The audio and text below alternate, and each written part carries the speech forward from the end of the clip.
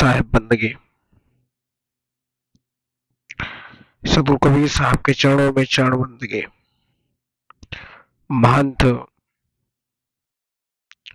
रामधनी दास साहब के चरणों में चरण बंदगी। आप सभी प्रेसिडेंट कबीर आश्रम नेवादा गौरवडांड यूट्यूब चैनल के माध्यम से सदगुरु कबीर साहब की बाणी को सदगुरु कबीर साहब के बीजक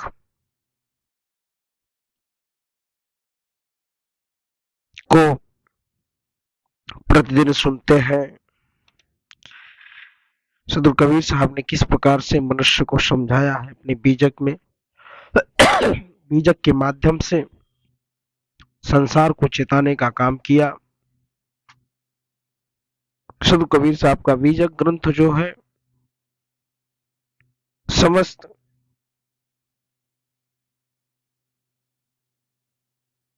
राज से पर्दा उठाता है।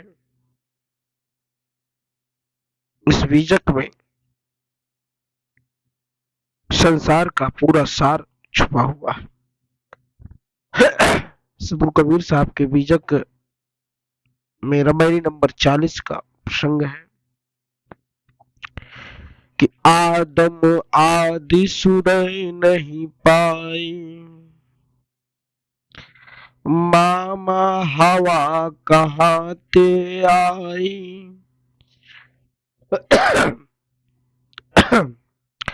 तब नहीं होते तुर्क व हिंदू,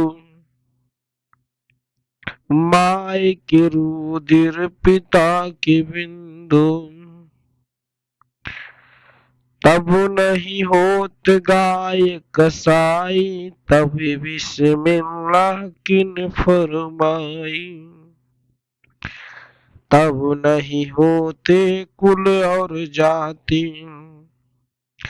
दो जग विहिस्त कान उत्पाती। मन मसले की सूद नहीं जाना, मति भुलान दुय दीन बखाना। संजोगे का गुण रवे, बीजोगे का गुण जाय। जिभ्या स्वार्थ के कारणे, नर कीने बहुत उपाय।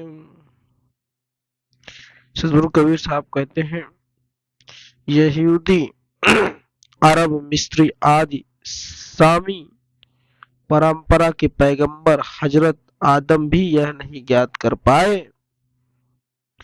कि उनकी उत्पत्ति कैसे हुई और उनकी पत्नी हवा जो कि जगत जननी मानी गई वह कहां से आई थी।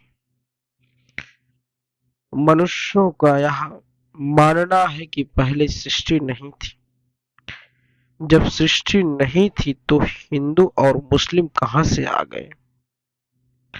उस वक्त न माता का रुधिर था, न पिता का वीर था, न गाय थी और न ही उसको मारने वाली कसाई थी। तब बिस्मिल्लाह पुकार कर जीवों को मारने की अनुमति किसने प्रदान की। उस समय कुल व जाति भी नहीं थी। ऐसे में स्वर्ग और नरक की कल्पना किसने की। अर्थात कौन सा कुल उत्तम है, कौन सा नीच, यह कैसे ज्ञात हुआ। भाव यह है कि मनुष्य जन पाखंडियों द्वारा रचित कहानी अर्थात कल्पना को नहीं जान पाए और वे मतवाद में पढ़कर अनेकों धर्मों की रचना कर डाले और उसी में फंसते चले गए। जड़ तथा चेतन के अपने गुणों तथा योग्यताओं से ही देह तथा वस्तुओं का निर्माण होता है तथा उनकी योग्यता के बदलाव से ही विखर आता है, किंतु लोग अपने वाक्य विलास में पढ़कर विश्व निर्माण के बारे में नाना प्रकार के मनगढ़ंत कल्पनाएं कर डालते हैं तथा जगत सत्ता के मूल द्रव्य को, अनाहित गुण धर्मों को नहीं जानते। इससे भिन्न विश्वकर्ता की कल्पना करते हैं। सदगुरु कबीर साहब कहते हैं, जिनको यहूदी कहा गया, पैगंबर हजरत आदम भी नहीं जान पाते हैं, उनको यह नहीं पता रहता है कि उनकी उत्पत्ति कैसे हुई। उनको यहां तक नहीं पता होता कि उनकी पत्नी हव्वा की उत्पत्ति कैसे हुई,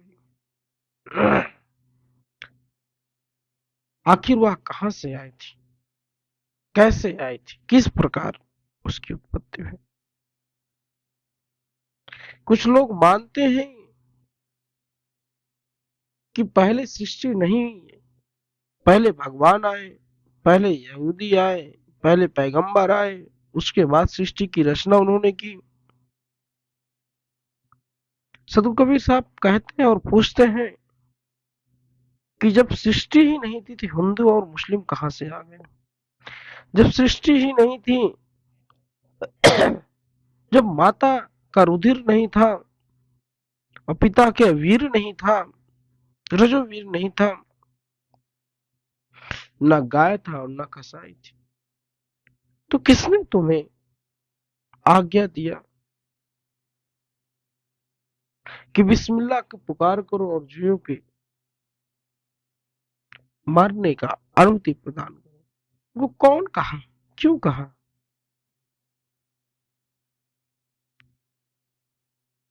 जब कोई कुल जाति नहीं थी, स्वर्ग नर्क की कल्पना भी नहीं थी,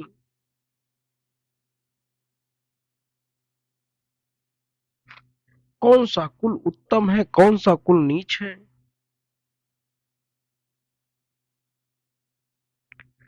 किस मनुष्य का उत्तम कुल में जन्म हुआ, किस मनुष्य का नीच कुल में जन्म हुआ, उस समय या कुछ ही नहीं था, तो तुमको पता कैसे चला?